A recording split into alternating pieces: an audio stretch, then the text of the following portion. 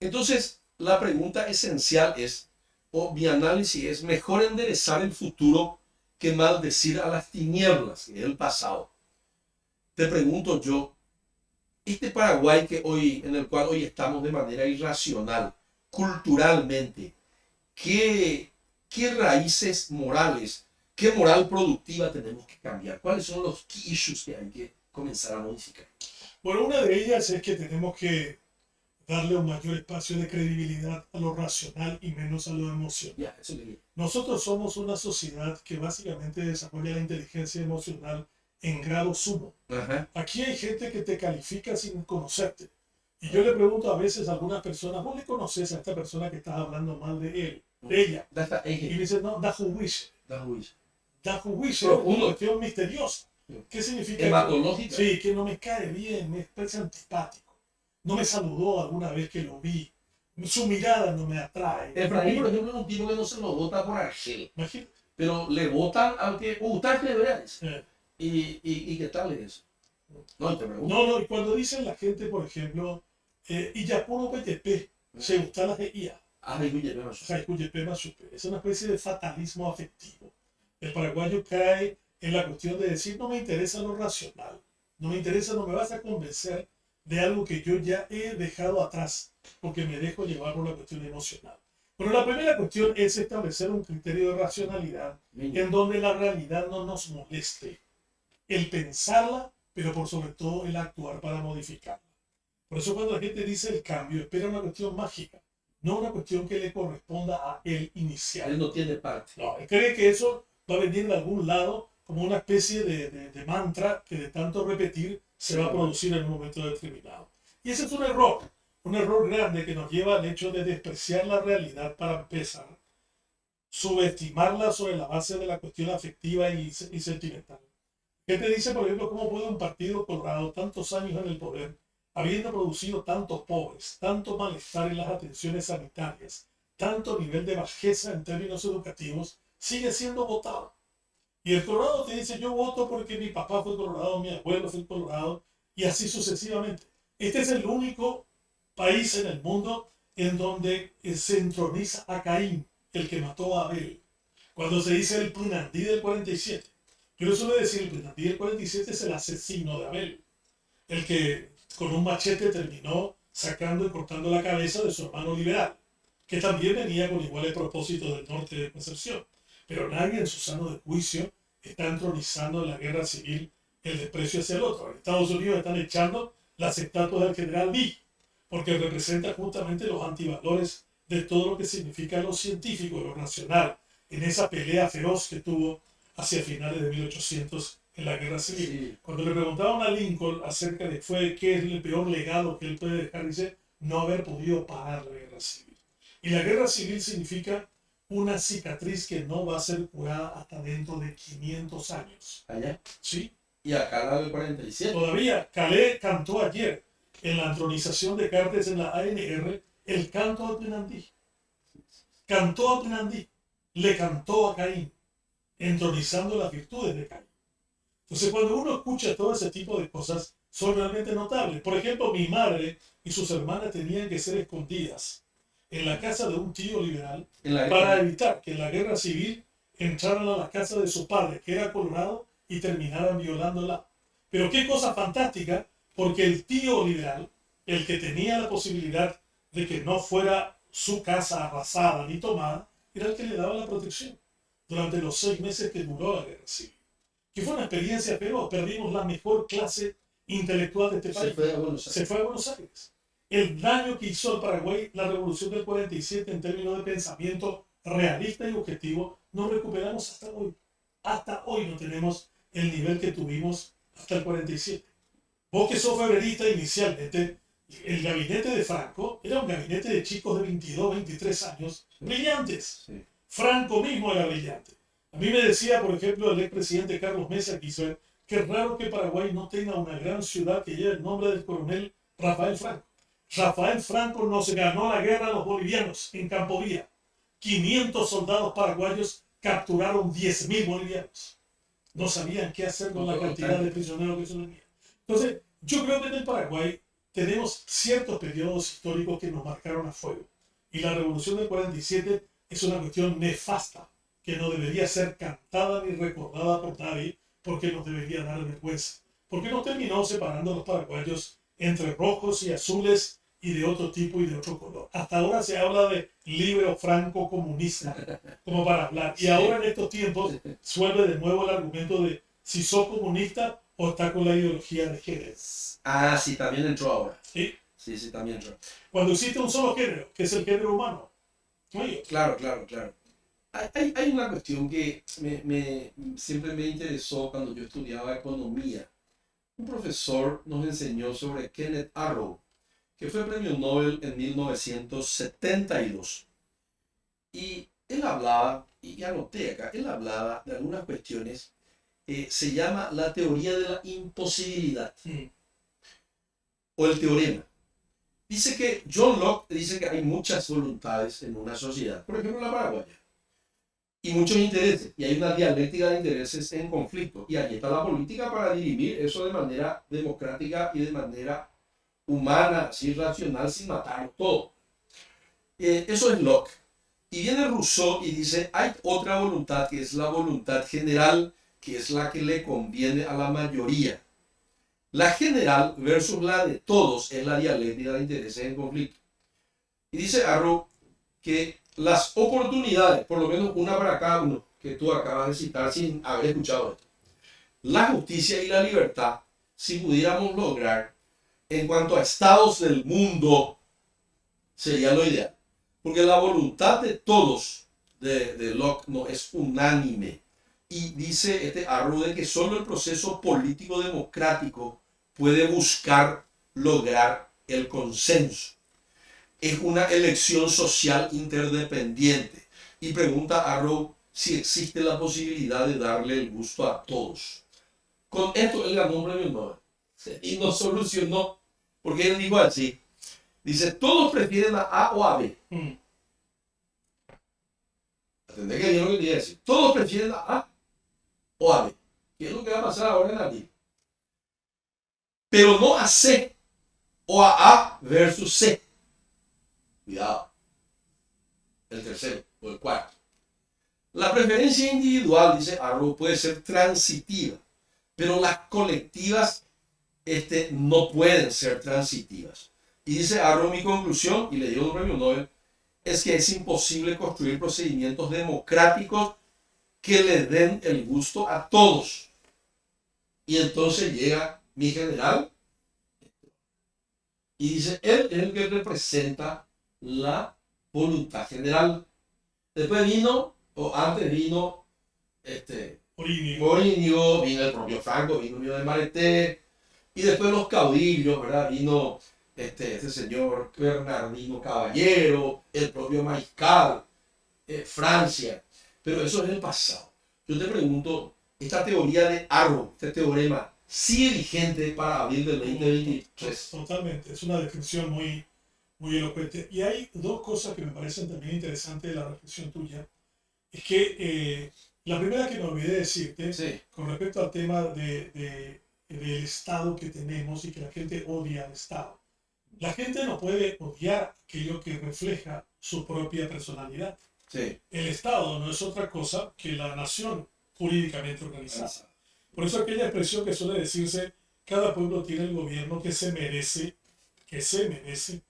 no es verdad, porque cada pueblo tiene el gobierno que se le parece. A ella. A esa persona, a esa sociedad, a esa nación. Entonces cuando nosotros miramos el Estado, estamos colocando en el espejo nuestro propio rostro. Y cuando decimos no me gusta el Estado, en realidad estás diciendo no me gusto yo. No me gusta lo que soy, lo que me refleja. Quisiera hacer otra cosa. Quisiera hacer otra cosa. Ojalá. En muchos de los casos dicen, no, estoy muy cómodo con esto. Me parece de que lo único que podemos tener es esto, no nos da más el cuero para hacer un Estado diferente al que tenemos. Y yo creo que en el tema de la justicia, yo soy abogado y estudié mucho tiempo el derecho, me apasionó, escribí mi tesis doctoral sobre el tema, fui a Estados Unidos a especializarme en la cuestión y me di cuenta que el derecho en realidad que había estudiado no tenía nada que ver con la justicia que yo anhelaba. ¿Por qué? Porque la justicia en realidad tiene otros valores de los cuales el derecho es simplemente una cuestión instrumental para lograrla, pero no es toda. Paraguay tiene una sociedad extraordinariamente injusta e inequitativa. Yo, por ejemplo, estuve hace poco en la estancia de una persona y le dije, ¿cuánto le pagas a tu personal, este que está aquí? Y ese gana 1.000.000. Yo le dije, pero eso me parece realmente no conducente a los costos de vida. No, pues yo le doy casa, pues. La casa era una cosa que se caía, una choza. Los niveles también le doy de comer, dice. También le traigo galletas. Y con eso ya cumplo el salario mínimo. Él me dice, y además, dice, eso está en la ley. El salario del empleado de estancia está en la ley. Está por debajo. Bueno. Está por debajo del salario mínimo. Y lo consideran absolutamente normal, justo. Nadie de ellos cuestiona, che, pero tiene razón, es injusto esta cuestión. ¿Cómo yo puedo tener un sistema como este? O como me dijo el más grande terrateniente de este país. Yo le dije, ¿cuánto cuesta una hectárea de tierra aquí en el Alto Paraná? Si yo quisiera comprar esta hectárea tuya, ¿cuánto vale? Y $20.000. ¿Cuánto pagas de impuesto inmobiliario aquí al municipio? Y me dijo 1.538 guaraníes. Mi madre vive sobre la calle 22 de septiembre, Teniente Fariña, y tributa al municipio de Asunción 6.583.000 al año. Casi $1.000. La casa es del año 1960. Entonces, yo digo una cuestión injusta que es aceptada por el asunceno, aceptado por el peón, por el patrón de la estancia, aceptado por el terrateniente, aceptado por el municipio del interior. Si uno comienza a analizar los niveles de injusticia que tenemos, son enormes. En San Pedro de Corontillo hay más maestros que alumnos, más maestros que escuelas. Y yo le dije, ¿cómo se da este fenómeno?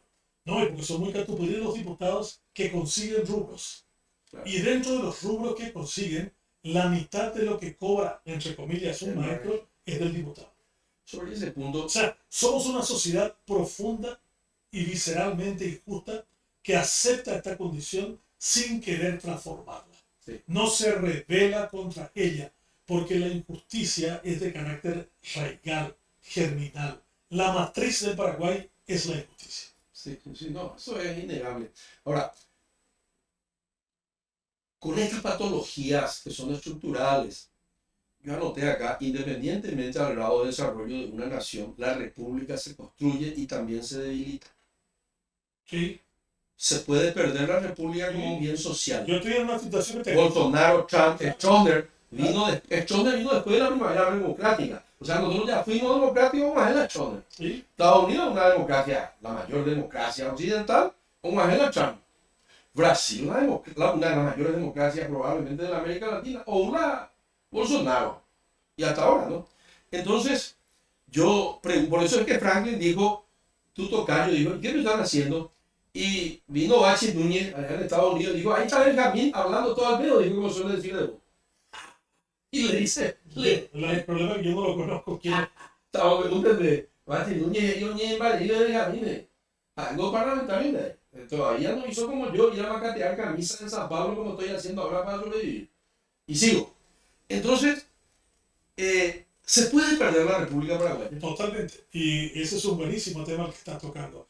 La gente cree que la democracia ritual, formal, de ir a elecciones cada cierto tiempo, elegir a diputados y senadores o presidente de la República, ya con eso se acaba. Eso me recuerda a lo que decía un nuncio que pasó por acá, luego fue cardenal Baldicieri, que dijo en la fiesta de Caracupé en su última homilía, el pueblo paraguayo es un pueblo católico no evangelizado. No se convirtió todavía. No se convirtió, no conoce al Señor, no lee las Escrituras, no vive lo que le manda la Escritura. Es nada más que un católico de Viernes Santo, de Domingo de Paz. Y nosotros tenemos una democracia también ritual. Y nosotros no creemos en que ella es realmente el espacio en donde tenemos que buscar esa palabra que utilizaste, que fue consenso.